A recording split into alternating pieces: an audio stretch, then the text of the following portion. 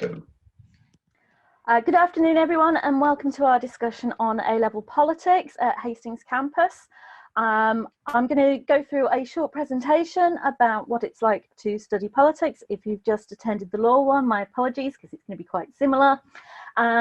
If you have any questions that you'd like to ask me, you can pop them into the chat box. I can't see it whilst I'm presenting, but as soon as I've finished presenting, I'll stop sharing the presentation and I'll answer the questions that are in the chat box. Okay, so this is the A-level team at Hastings. We are led by Chantal, who is our head of curriculum. And then there's a lovely picture there of me doing with my law and politics lecturer hat on. We're a very supportive team. You can talk to any of us about anything. We are here to support and to help you through your application, interview, and hopefully studying with us once you join us in a couple of years' time. One of the things to think about when we're looking at politics is the idea of whether or not we live in a democracy. I'm not convinced that the video will play at the moment, but if you want to watch it at a later date, feel free, simply because my computer doesn't always cooperate with playing things on YouTube, but feel free to have a go in your own time. One of the questions that we're always asking within politics is, do we actually live in a democracy? What does that mean? And how does this country actually work? There have been lots of questions about that recently in terms of who was in charge when Boris Johnson was ill in hospital, and the constitutional and political significance of those sorts of issues are the sorts of things that we talk about on a regular basis. Politics is central to all of our lives, and anybody who says that they don't do politics really doesn't engage with society at all. And there's a strong argument, as is in the video from the Electoral Commission, that if you don't do politics, you don't really live. You are certainly not engaging with the world around us in any meaningful way. If you have ever complained about why things are the way that they are, you should consider studying politics so that we can talk about why they are that way and what we can do about it. The entry criteria for studying A-level politics are that you get 5 GCSEs at grade 4 or above, and that has to include English language. We don't care about maths, and I'm not overly fussed about what other subjects you might have done, but we do ask that you have done your English language already, and we don't need to worry about you doing that again. In terms of what we actually study for A-level politics, we start out by looking at the political side of things in this country. How do elections work? Why do people vote the way that they do? What are the different political parties, and how do they engage with us? How do we agree with them or disagree? And what can we do about it when we don't like what they're doing? We then move on to looking at the institutions of government. That's Parliament, the UK Constitution. Anybody who thinks we don't have one needs to do politics so that you can figure out that we do. Things like the Parliament and the role of the Prime Minister and the role of the courts in enforcing the political rules that are made law. We also look at different political ideologies. The ideologies are the theories behind why and how politics works the way that it does. We will look at 2 ideologies in the first year. We look at liberalism and conservatism, and in the second year we do socialism and another, which you are open to request. Once we have looked at those ideologies in the second year, we move on to looking at the American political system, and we compare and contrast the Americans with us. Broadly speaking, we look at the same issues, the different political parties, how their elections work, the influences on political parties in America, as well as the Constitution, the US Congress, the role of the President and their Supreme Court, and we're doing a comparative analysis between the 2 countries. You sit 3 exams at the end of the 2 years. The first one is based on UK politics, the second one on UK government, and the third one on America. In terms of how you're taught, most of the teaching will be done in a classroom on campus. We ask you to do at least 5 hours of independent study per week. That is because the more independent study that you do, the better your grade at the end of the 2 years. Where you do that independent study is up to you. You can do it in college. We have various study spaces around the college. We have a very well equipped library that you can use, or if you want to, you can do it at home.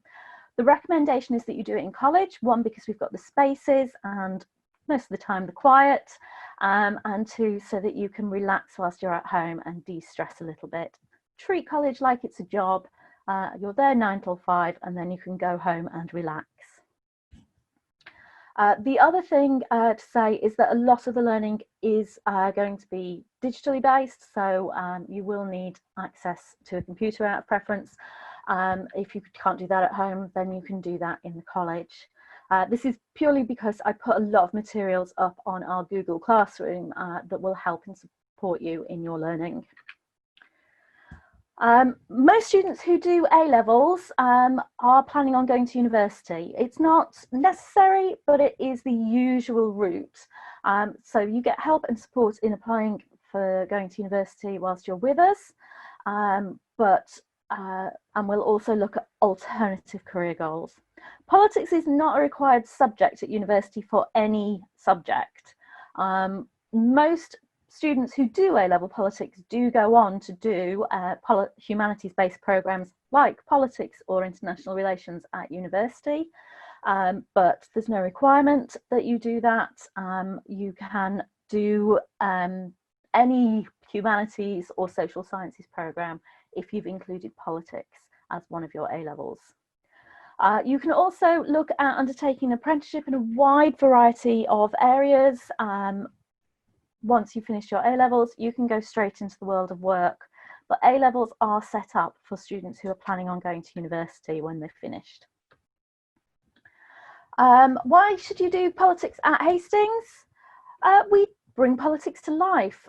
So one of the things that we'll do is have our own political parties. We hold our own elections, we enact our own laws, so that you can see how it works in the real world. You can see there a picture of one of our students from last year who was transforming the college with his green pledge in front of the other students within our political campaign that they were running. Because politics is a current subject, and by that I mean it's something that's changing on a regular daily basis, something happens that will link into our curriculum every week. So we have regular discussions and debates about what is going on in the world and how that impacts what you need to know and how you would write about it in an exam, but also the changes that that will have in the way that our lives are led. We also go on a variety of trips and have some guest speakers coming in. So our local MP, Sally-Anne Hart, will come in and talk to us. We'll go up to Parliament, we'll go to the Supreme Court and see politics in action. And hopefully we'll answer some of those questions about why things are the way they are through the course. In terms of what other students who have done politics before have said about us, so things like building confidence, particularly as we've gone into lockdown. One of the big comments that we've had from students was just how supported they felt. Also things like just being fun, thinking about engaging, interesting questions. The other main question that I get asked by politics students is, well, why don't we just change it? And I think that is exactly the question to be asking. Why is it like this? What can we do about it? And how can we make those changes happen? If you're interested in anything like that, this is why you do the course.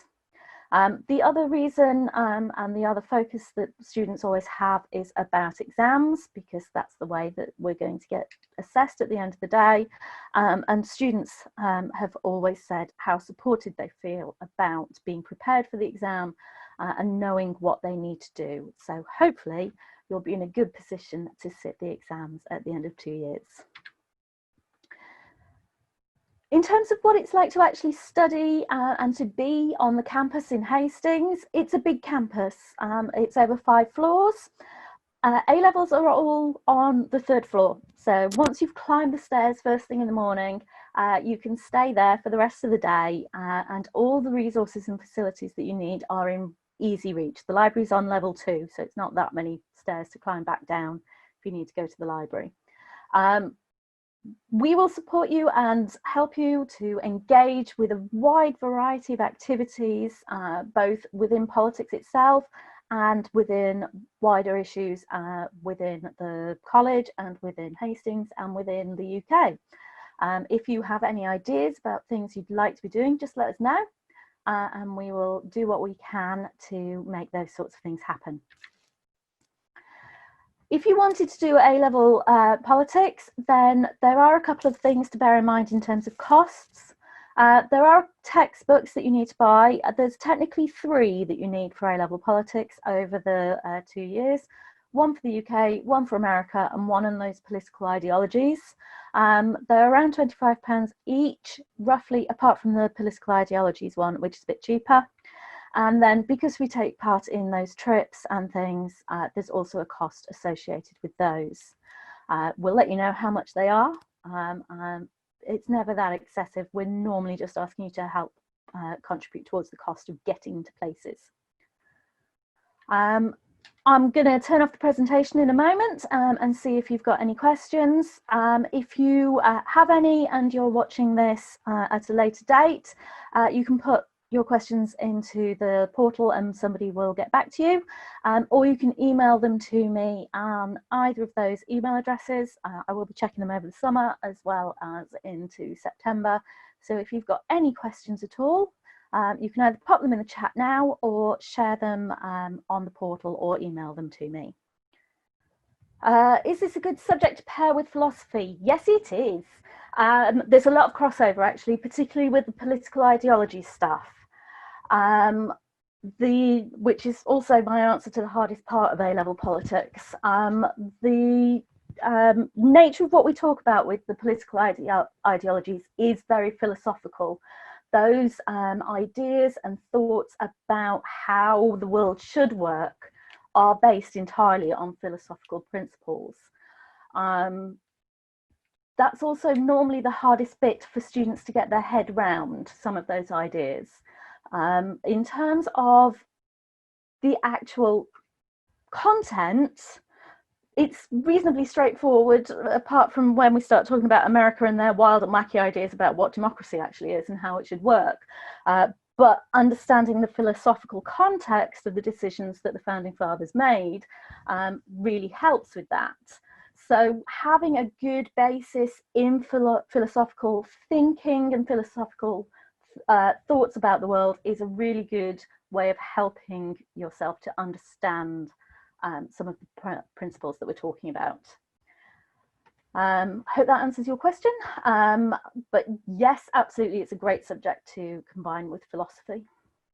Okay, if there aren't any other questions at the moment, and you think of one later, then as I said, by all means, get in touch with either the college or me directly on my email, and I'll get back to you. Otherwise, I hope you've enjoyed this. I hope you've got the information that you need to help you make a decision moving forwards.